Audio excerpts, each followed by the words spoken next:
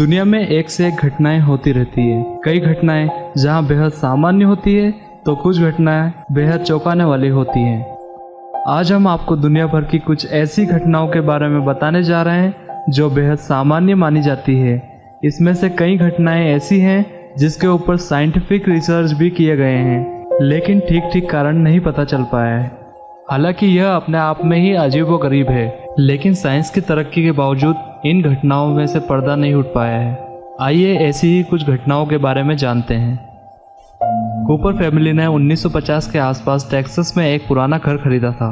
उस घर में पहली रात जश्न मनाने के दौरान उनके पिता ने परिवार की पहली फोटो ली। इस फोटो में 2 बच्चे अपनी माँ और दादी के गोद में बैठे हुए हैं। इस फोटो के छपने के बाद पूरा परिवार डर गया, क्योंकि फोटो में परिवार के साथ एक लटकती हुई लाश थी। परिवार ने दावा किया कि फोटो लेते वक्त वहाँ कोई भी ऐसी चीज मौजूद नहीं थी।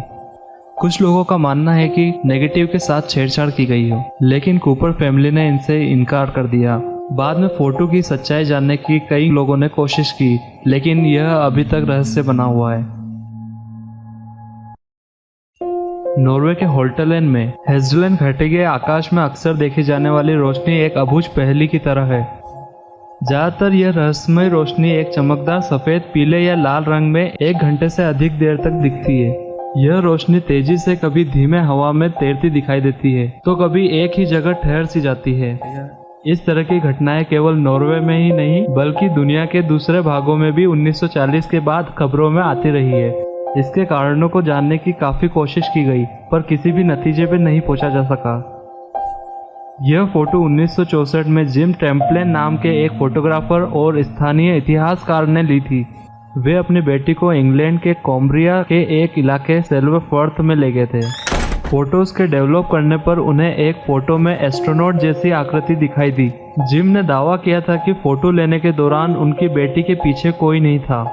इस फोटो को लेकर काफी बहस भी हुई थी, इसलिए इसे अक्सर रहस्यमय घटनाओं की लिस्ट में शामिल किया जाता है। 20 अगस्त 2007 को सेलिस सागर के समुद्री तटों पर कई कटे हुए इंसानों के पैर पाए गए। इनमें से कुछ की ही पहचान हो सकी। अनुमान लगाया गया है कि यह पैर किसी बोटिंग एक्सीडेंट या समुद्र में हुए प्लेन क्रैश में मारे गए लोगों के हो सकते हैं। दूसरा, ये क्वाड्रा आइसलैंड के प्लेन क्रैश में मारे गए 4 लोगों के पैर भी हो सकते हैं। पैरों पर किसी तरह के निशान नहीं पाए गए हैं, पर मर्डर या टॉर्चर के बाद की गई हत्या से भी इनकार नहीं किया जा सकता है।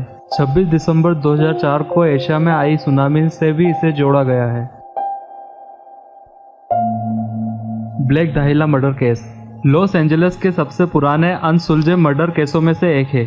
अमेरिका में रहने वाली एलिजाबेथ शॉर्ट को ब्लैक दाहिला का नाम दिया गया है। 15 जनवरी 1947 को उनकी हत्या हो गई थी। शॉर्ट की लाश कमर से आधी कटी हुई थी और शरीर के कई अंगों पर घाव थे। उसका मुंह कान तक चिरा हुआ था। चौंकाने वाली बात तो यह थी कि तकरीबन 60 लोगों ने उसकी हत्या का जुर्म कबूला, जिसमें से ज्यादातर मर्द थे, पर इनमें से किसी को भी गिरफ्तार नहीं किया गया। यह अपने समय का चर्चित केस था और इस पर द ब्लू दाहिला नाम की मूवी भी बन चुकी है।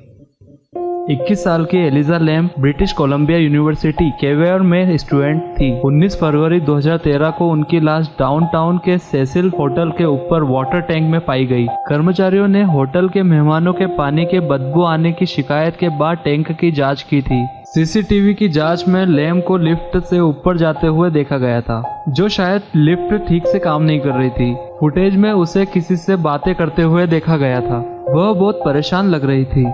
वीडियो के वायरल होने के बाद किसी ने मानसिक रोगी कहा तो किसी ने वीडियो में छेड़छाड़ की बात कही, लेकिन यह केस सुलझाया नहीं जा सका है। इस घटना से प्रेरित कई फिल्में बनाई गई है। दोस्तों, यदि आपको यह वीडियो पसंद आई हो तो लाइक, शेयर और कमेंट जरूर करें। यदि आप चैनल पर नए हैं तो चैनल को सब्सक्राइब करना ना भूलें।